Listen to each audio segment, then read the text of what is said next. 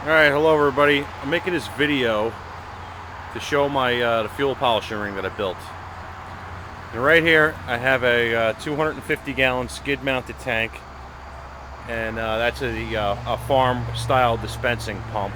It's a 12 volt pump, and I got the battery right here. I got a 4D battery powering it, and that's a goldenrod filter available at Tractor Supply.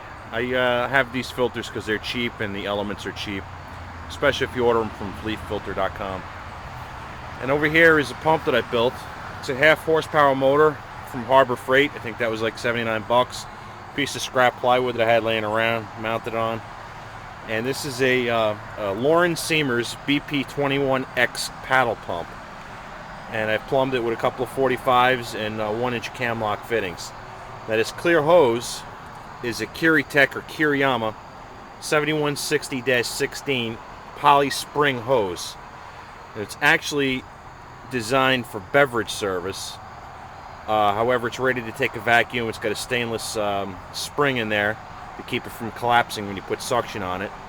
So I've been using it for petroleum and it seems to be holding up well. And this is just a 1-inch wand that I have going into the tank. And this is my pump discharge here.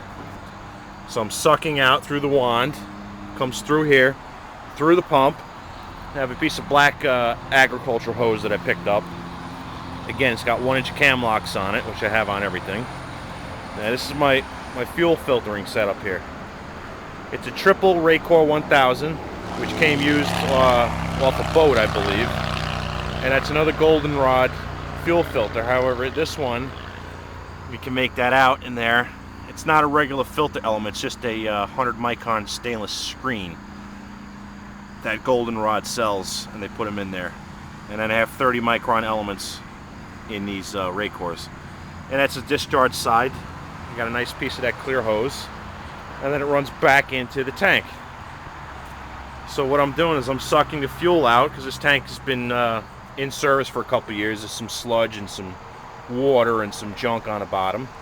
As I suck it out with that wand and I work it back and forth, and then the fuel goes back into the tank right here.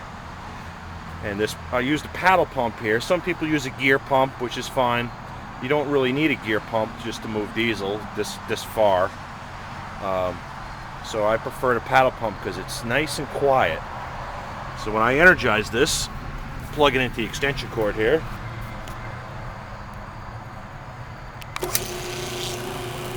It's nice and quiet. So I'm sucking in through the wand so I can get down on the bottom of the tank where all the crap is. And then I'm just discharging it right back into the tank right here. Nice clean fuel, filtered down to 30 microns. You can see over here on this pump, this coupling in the middle, that's just the 5/8 by 5/8 Lovejoy coupling. And I'll give this grease cup a little spin to lubricate the shaft in there. You can see it's nice, much quieter than a gear pump. If you have waste vegetable oil or waste motor oil, you may want to get a gear pump because it's better at pumping the viscous fluids. But for my purposes, moving diesel fuel around, even forcing it through that filter, that triple filter setup, this works fine. And as you can see, I got a pretty good stream coming out of this, even though it's going through those filters. It's probably pumping better than 20 gallons a minute, which is very good as far as pumps go.